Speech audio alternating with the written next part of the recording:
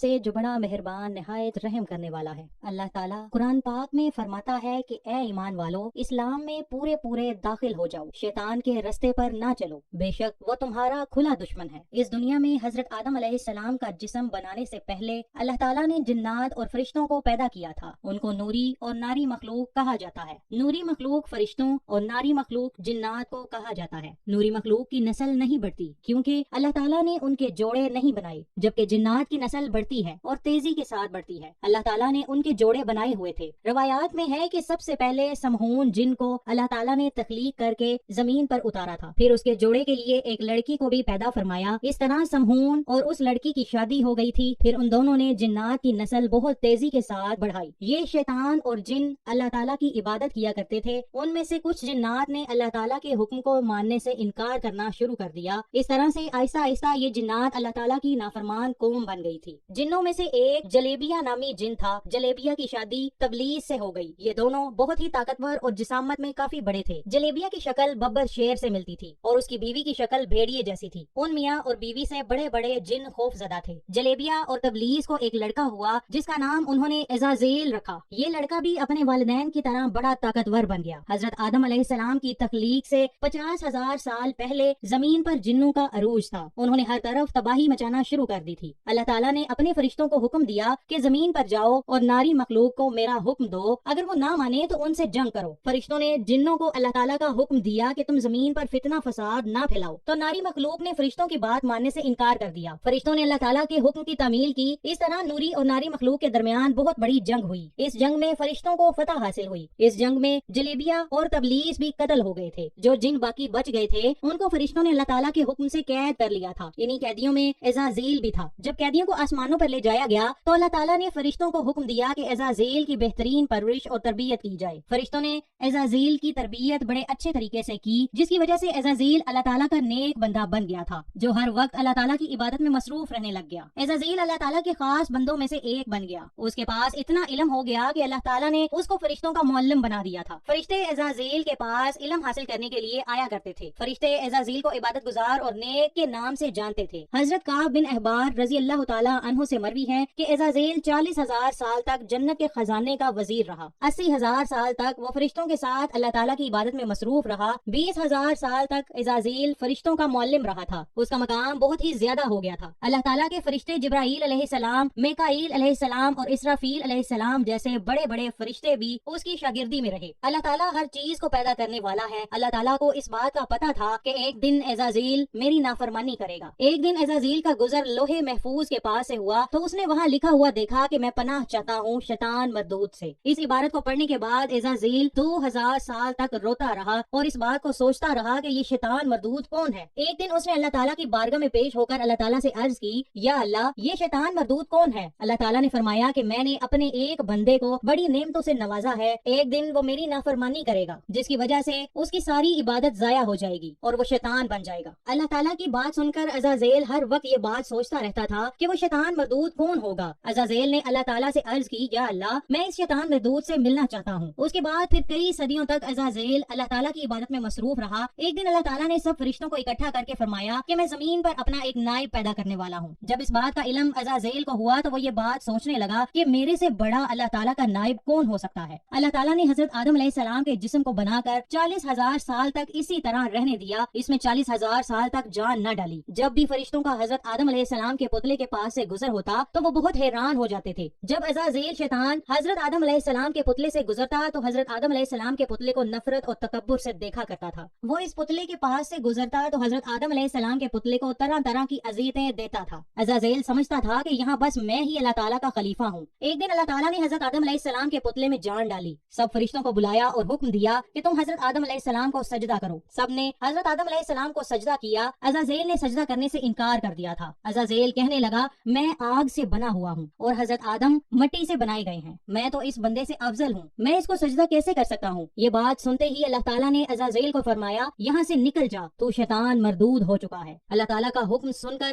عزازیل کو یقین ہو گیا تھا کہ میں ہی شیطان مردود ہوں۔ جب عزازیل شیطان مردود بن گیا تو اس نے اللہ تعالیٰ سے قیامت تک زندہ رہنے کی مہلت مانگی، تو اللہ تعالیٰ نے اس کو قیامت کے دن تک زندہ رہنے کی مہلت دے دی۔ شیطان مردود نے کہا کہ اے اللہ، میں تیرے بندوں کو ہر طرح سے تیرے حکم کی نافرمانی کی طرف لے جاؤں گا، بہت تعداد میں تیرے نیک بندے میری بات مان کر تیری نافرمانی میں اتر آئیں گے اور گناہوں کی طرف مائل ہو جائیں گے۔ تو اللہ تعالیٰ نے شیطان مردود سے فرمایا تو میرے بندوں کو بھٹکائے گا، میری رحمت بہت ہی وسیع ہے، میں ان کو معاف کر دوں گا۔ اس طرح عزازیل اللہ تعالیٰ کی نافرمانی کر کے شیطان مردود بن گیا تھا۔ اللہ تعالیٰ نے شیطان مردود کے گلے میں لعنت کا توق قیامت تک ڈال دیا۔ اس طرح شیطان مردود اللہ تعالیٰ کی رحمت سے دور ہو گیا۔ روایات میں آتا ہے کہ جب قیامت کے نزدیک دوسرا سور پھونکا جائے گا تو اس وقت اللہ تعالیٰ شیطان کو موت کا مزہ چکھائے گا۔ اس کے بعد شیطان مردود کو ہمیشہ کے لیے جہنم کی آگ میں داخل کر دیا جائے گا۔